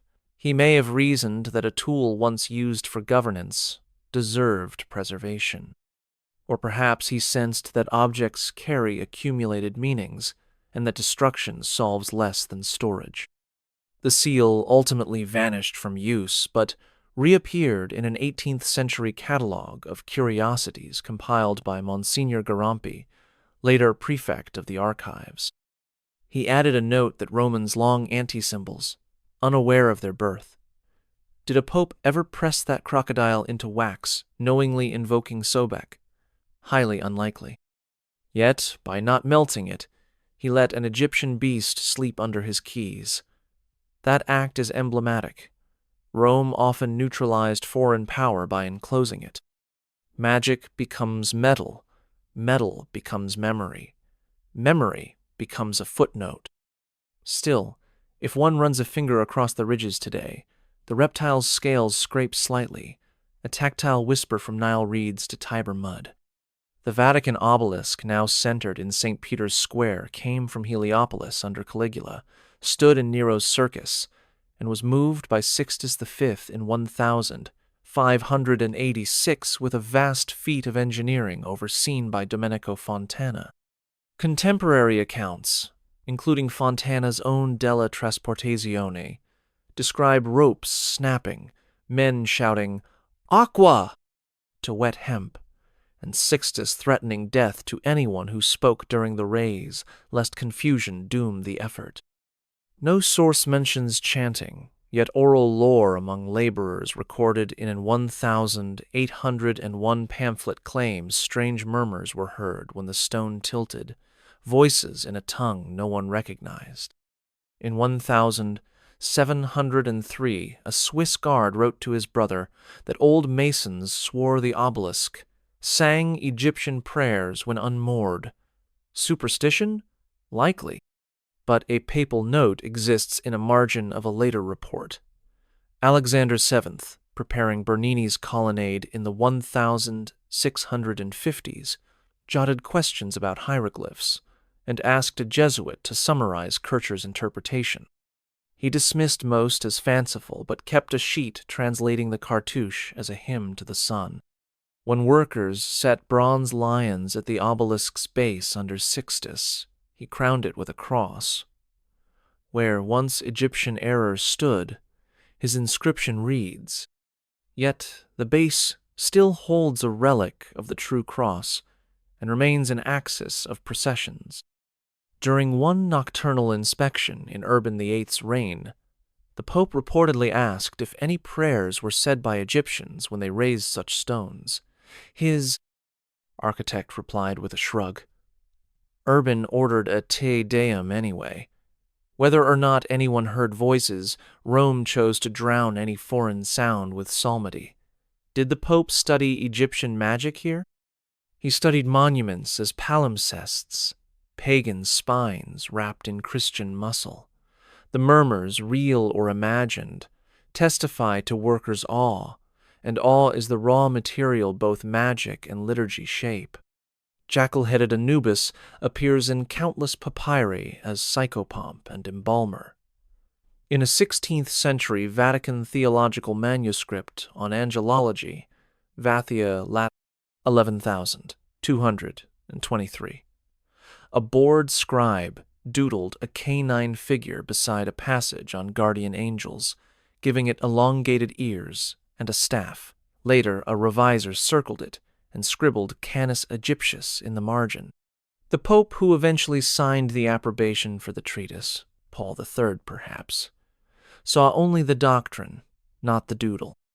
But in the 18th century, a meticulous censor recopied the manuscript for a corrected edition and paused at the drawing. He attached a note to the master of the sacred palace, asking whether keeping animalistic imagery near angelic text might scandalize. The master answered that marginalia without intent hold no weight. Still, a personal note by Benedict XIV appears elsewhere. Imagines mutantur sine doctrina mutata. Images change without doctrine changing. He understood that artisans borrow forms. Anubis to a Roman pen could simply be a dog shape, yet symbolism has inertia. Athanasius Kircher's misread of hieroglyphs linked Anubis to Hermes in Christ-like guides, embedding Egyptian figures into Christian allegory. Did the Pope see a jackal and think of magic? More likely, he thought of inattentive scribes. But his private gloss shows awareness of visual syncretism. He let the doodle stand, perhaps as a reminder that minds wander even in theology.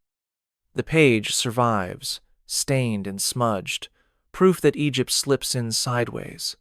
No bull condemns it, no note embraces it. The church breathed, adjusted, moved on. Anubis keeps watching from a corner of vellum, his ears pricked for a call that never comes. Pilgrims carry odd reliquaries.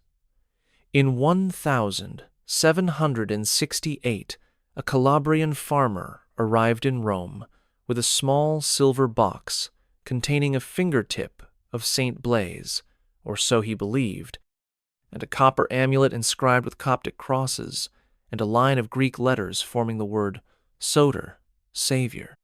He had sewn both into a leather pouch for safe travel, a practice common in the Mediterranean where Christian and folk charms mingled. The papal sacristan, tasked with verifying relics, separated the bone for testing and frowned at the amulet. The farmer pleaded to keep it, swearing it protected his child from fever. The case reached Clement XIII, a pope navigating Jesuit suppression politics, but still pastoral with individuals. He kissed the relic, placed it on the altar, then asked quietly for the amulet. He did not destroy it. He returned it after a blessing, instructing the pilgrim to remember only Christ's name on it and forget any other power. That night, the Pope reportedly slipped the amulet into his pocket for an hour, feeling its rough edge while pacing. He then placed it in a drawer and returned it at dawn. A confessor recorded the incident anonymously in a notebook on pastoral cases. Theology draws clear lines, but hearts in chambers sometimes blur them to soothe the soul. The reliquary now sits empty in a small diocesan museum. The amulet vanished, perhaps kept by the family. What remains is a decision, empathy over purity in a single audience. Did the Pope study Egyptian magic that day? He studied a man's fear, the need to clutch something in a world of plague and famine. In that moment, Egypt was not a threat, but a thread to pull a man closer to Rome. The Vatican's gallery of maps, painted under Gregory XIII by Ignazio Danti, depicts Italian regions in luminous greens and blues. Hidden in a later mosaic in the baptistry of St. John Lateran, restored in the 1730s, a thin blue ribbon winds near the Jordan scene, barely noticeable unless you know to look. A restorer's report from 1734 notes, Additio rivuli caeruli ad ornamentum. Addition of a blue rivulet for ornament. The artisan, trained in Rome but influenced by sketches of Egyptian wall paintings circulating among antiquarians, confessed to a colleague that he meant the Nile to suggest all waters meet in baptism. When the mosaic was unveiled, a canon questioned the addition. The file moved to the Congregation of Rites. The Pope, Clement XII, nearly blind yet attentive to art matters, visited with aides. He touched the cool tesserae and said, "Flumina ad unum mare tendunt." Rivers tend to one sea, echoing Ecclesiastes. He let it stay. No declaration explained it. The blue line became part of the scenery of countless baptisms. Later, guides ignored it. For the artisan, it was a quiet homage to Egypt's river. For the Pope, it was a harmless metaphor. Theological boundaries held. No invocation, just a thread of color connecting continents. Did he study Egyptian magic? He read a mosaic and chose charity over pedantry. Water is doctrine-laden in Christianity, and including Nile water by pigment alone changed nothing essential. Still, that slim ribbon shows how art sneaks syncretism into holy spaces without scandal when intent is pure. It also shows a pontiff willing to see unity rather than contamination. Tesserae teach where treatises may not. A blue shard in Roman stone glints like an eye from Thebes, winking across centuries. Psalm 91 promises protection. You shall not fear the terror of the night. An Egyptian spell in the Greek magical papyri, PGM 7th, offers safe passage through darkness, invoking light-bearing names. In the 19th century, scholars noticed structural parallels. Long before that, a 17th century translator in Rome, working on a Coptic compendium of prayers, flagged a text that felt uncannily biblical. He wrote "Similitudo Salmi" in the margin and set it aside. When Benedict XIV reviewed materials for a treatise on superstition, he annotated the file, noting that truth can echo across nations and that providence sowed seeds in pagan fields. He quoted Justin Martyr's Logos Spermatikos, the seeds of the word scattered among peoples. Thus, he ordered no further action. A theologian panicked, drafting a rebuttal arguing that similarity does not sanctify origin. Benedict scribbled, "Ne timias umbras verborum," do not fear shadows of words. His confidence sprang from a robust sense of doctrine's core. Comparing did not contaminate. The spell remained untranslated in parts, its unpronounceable names bracketed. The final note placed it among comparisons utiles, useful comparisons, for internal study only. Did the Pope study Egyptian magic? He studied convergence and divergence, using them to sharpen Catholic categories rather than blur them. His caution shows in the embargo on publication, yet his calm shows in the lack of fire. The papal pencil sometimes soothes more than it severs. In the archive today, that sheet still joins two voices in quiet harmony, a psalmist and a temple scribe, unknowingly humming the same tune. Scholars now cite it without fear. Benedict would smile at that, seeing fear replaced by footnotes. Cardinal collections could rival small museums. Stefano Borgia amassed one of the era's great troves of Coptic and Egyptian artifacts, later donated to the Vatican. Another lesser-known collector, Cardinal Albani, kept cases of scarabs, each labeled with guesses at meaning based on Kircher's fanciful system. When Albani died in 1779, his executors invited the Pope to view the curios before dispersal. Pius VI walked slowly through marbles and mummies, pausing at a drawer of blue-green beetles inscribed with hieroglyphs. One bore the sign for rebirth, another, a royal cartouche misidentified as Solomon. A chamberlain recorded that the Pope placed a hand over a scarab and whispered a prayer for the cardinal's soul, "Ad renascator in lus Christi," that he be reborn in the light of Christ. Syncretism cloaked in orthodoxy, or simply metaphor. Afterward, Pius ordered the best pieces transferred to the nascent Vatican Egyptian Museum. He wrote to curators that Christian Rome can safeguard pagan remains without sharing their spirit. Yet he kept one tiny scarab in his private drawer, perhaps as a paperweight or a memento. The inventory lists it as Parvum signum Egyptiacum, small Egyptian sign. Did the Pope study Egyptian magic? He pondered symbols of rebirth and mapped them onto resurrection. No incantation, only appropriation. It is how Rome has always survived, by baptizing, by reframing, by placing foreign hope under a cross. The scarabs that once lay on mummy chests now sit in glass, their magic stilled, their beauty intact.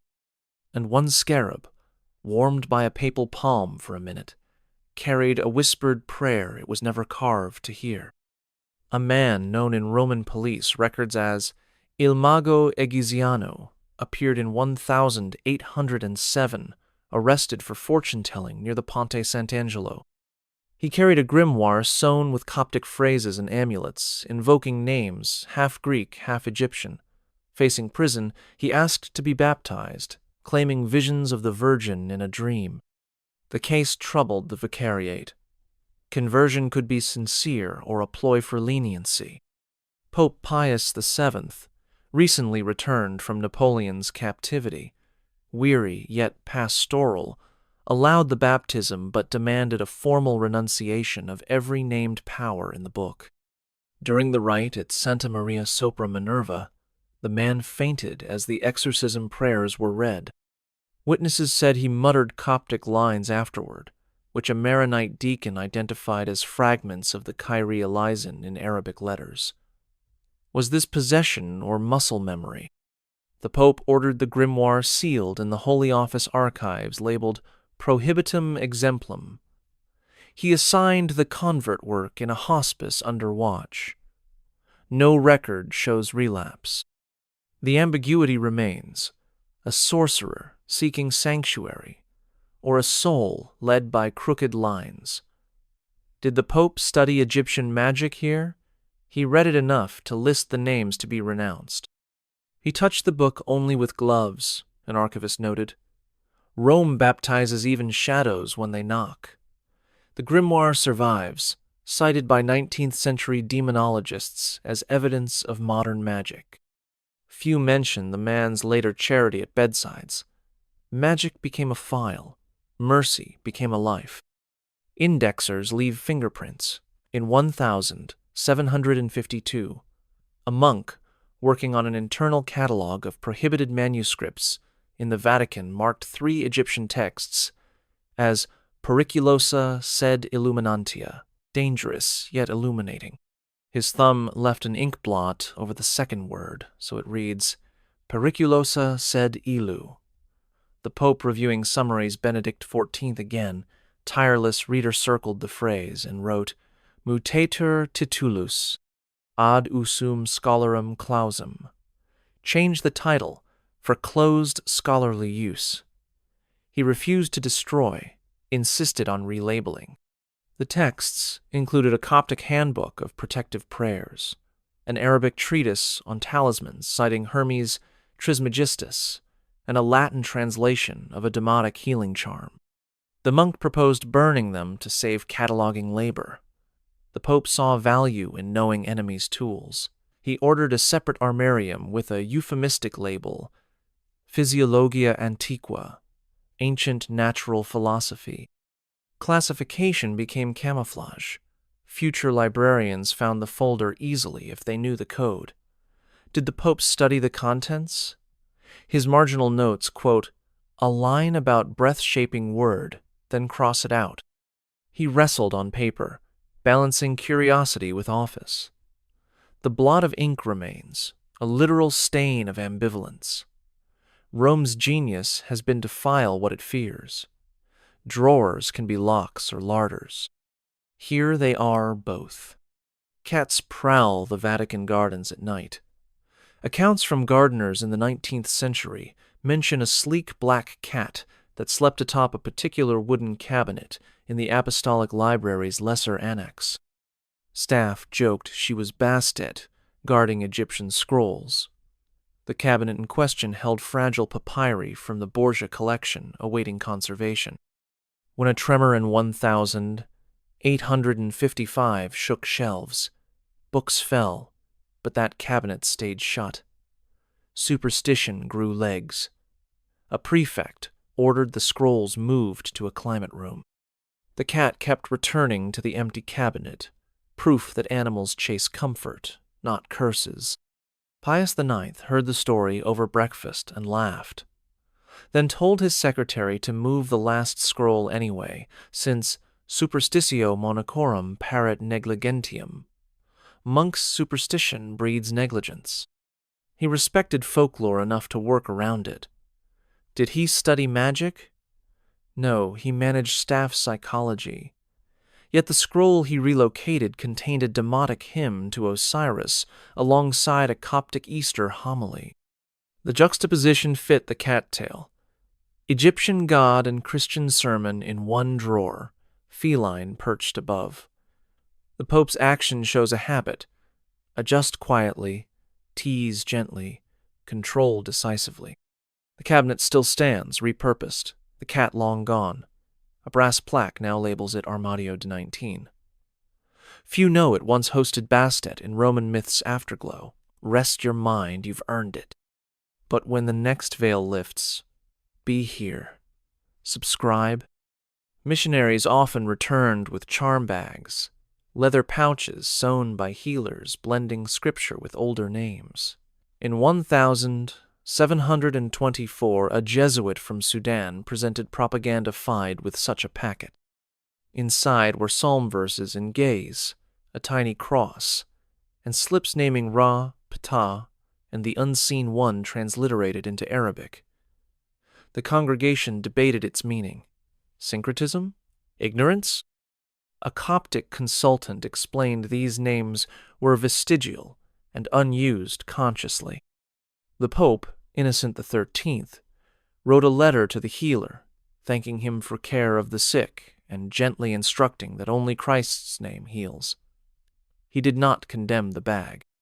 He blessed the missionary for carrying it home rather than burning it in fear, because studying helps purify. The pouch went into a drawer marked Curiosa Pastoralia.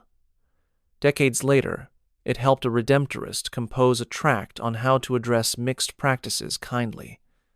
Did the Pope study Egyptian magic? He read a list of names and chose diplomacy. The Church's expansion demanded cultural triage. Cutting everything foreign would sever souls. A small pouch taught Rome to stitch instead. Pope's dream, though few admit it in writing. A fragment of Pius IX's private notes includes sketches of waves, keys, and 7 serpents curling around a chair, turning into 7 doves. The vision came, he wrote, after reading a report on Oriental rites. He mused, Egyptus docet per sina. Egypt teaches through signs too. He never preached it. Dreams for him were personal weather, not public climate. Earlier, Urban VIII kept a dream book at his bedside, not to divine, but to examine his conscience. The line between superstition and self-scrutiny is intention. Egyptian magic prized dream books. The Chester Beatty papyri preserved them. A pope touching that genre, without copying its method, shows a cautious empathy. He allowed images to pass, not their interpretive grids. Did he study Egyptian magic? He let serpents turn to doves in his sleep, and saw in that a homily for himself alone. He closed the notebook, locked it, and faced waking intrigues armed with a private symbol of transformation. Rome's shepherds carry many staff shapes in their minds. Some have jackal ears. Some sprout wings by dawn. Archivists grow old among dust. In 1892, an elderly scribe confessed to the prefect of the Vatican archives that, as a young man, he had smuggled out a fragile Egyptian scroll to copy it at home, where light and time were his. He returned a perfect facsimile, but the original disintegrated, victim of Roman humidity. He had carried guilt for 50 years. Leo XIII, then Pope, famous for opening the archives to scholars in 1881, heard the case. He absolved the man sacramentally and administratively, ordering the facsimile to be catalogued with a blank provenance card, neither praising nor prosecuting. He wrote in a margin, Veritas servata est, auctor laetite. Truth is preserved, let the agent hide. Leo loved history, but feared scandal.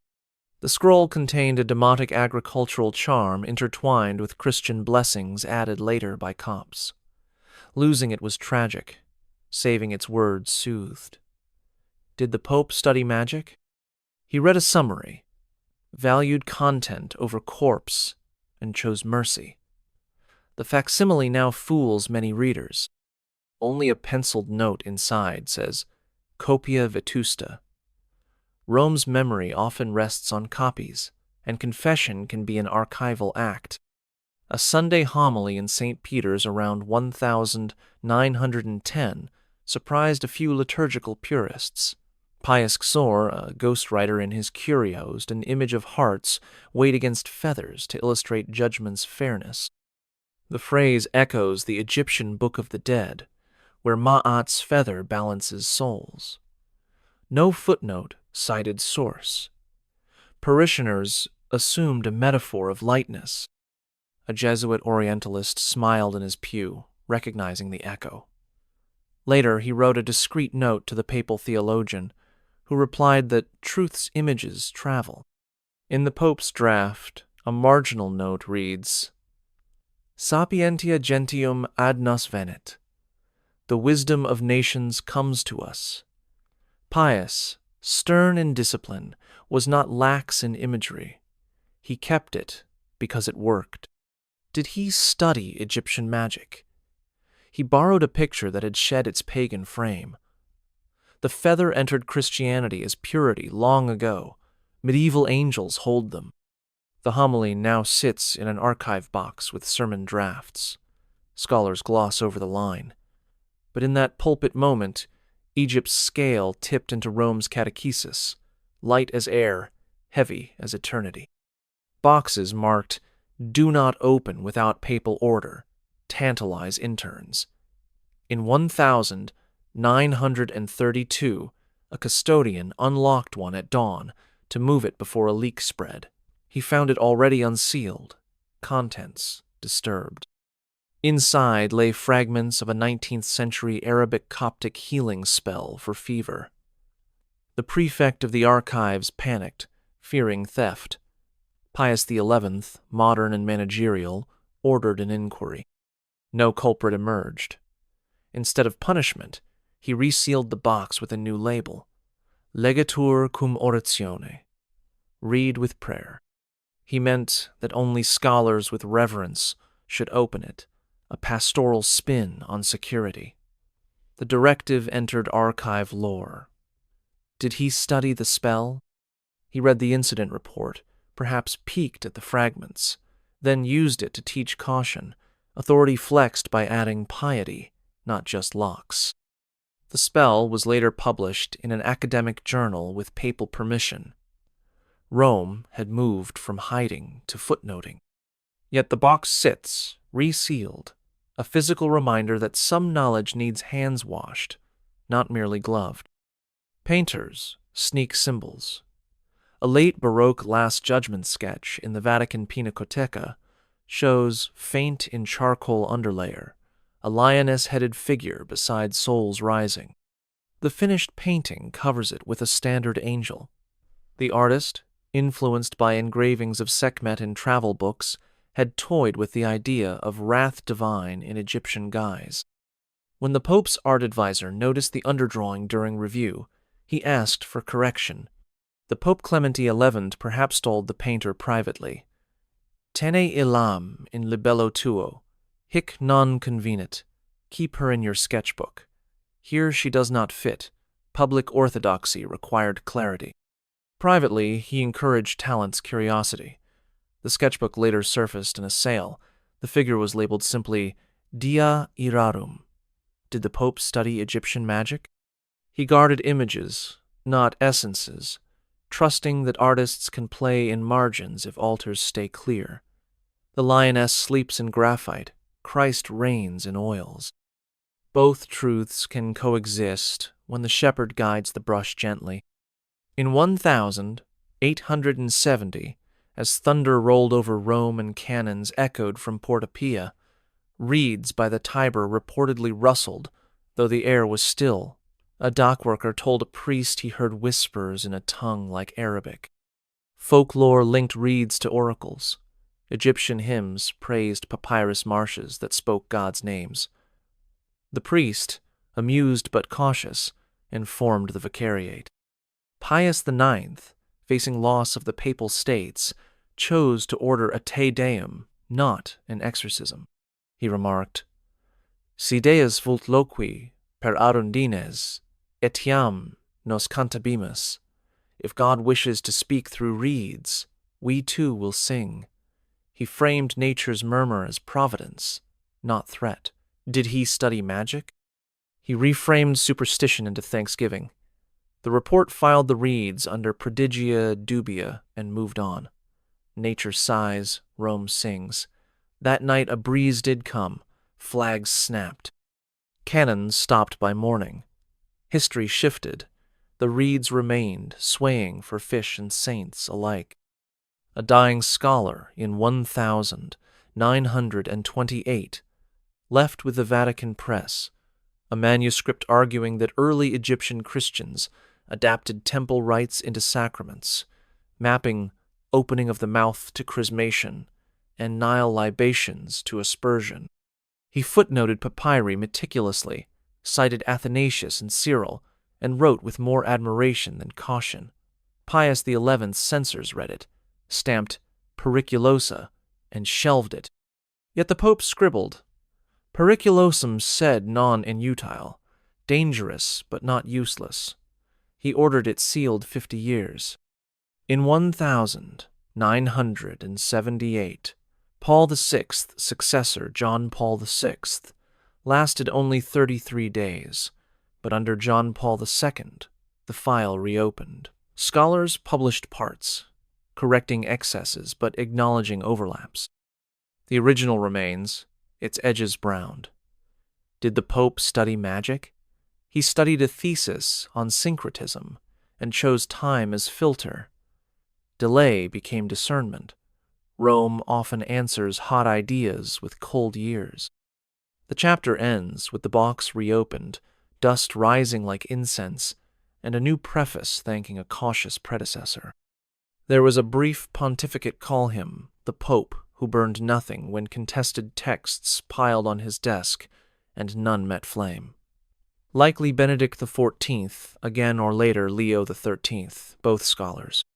Faced with Egyptian spells, grimoires, and odd amulets, he wrote, "Ignis finem facit questionibus, armaria different, fire ends questions, shelves defer them." Critics in the Curia called it weakness, but history reads it as prudence. During his reign, no bonfires of books darkened Roman skies. Instead, new cabinets appeared with locks and euphemistic labels. He trusted future minds to parse what his could not, without scandal. Did he study Egyptian magic? He touched its pages, weighed them, and chose not to turn them to ash. In that restraint lies a theology. Truth fears no time. Errors shrivel under scrutiny better than under smoke. The chapter closes with him walking past Armaria at dusk, fingers trailing wood, whispering a psalm while spells sleep inches away. An elderly pope opens a narrow drawer in his study. Inside lies a ma'at feather, thin and pale, salvaged from a 19th century collector's frame, and beside it the heavy fisherman's ring once cracked and reset over a scarab. He lifts both, weighs them in either palm, smiles at the absurdity and the symmetry. He knows the legend. In Egyptian halls, hearts met feathers. In Rome, souls meet keys. He does not mix rites. He lets symbols converse in his hands. He returns them, closes the drawer, and snuffs the candle. Did the Pope study Egyptian magic? The archive can show you papyri, receipts, marginalia, seals, but not the answer that lives in that smile. Perhaps he studied curiosity, the most dangerous and holy instinct. Perhaps he learned that faith is not fragile, that it can hold a beetle without bowing to Ra. Our story ends with the drawer still shut, the reader still listening, and the questions still humming like a low chant under the marble floors. That was one layer. Take a moment, then subscribe, and we'll go deeper next time.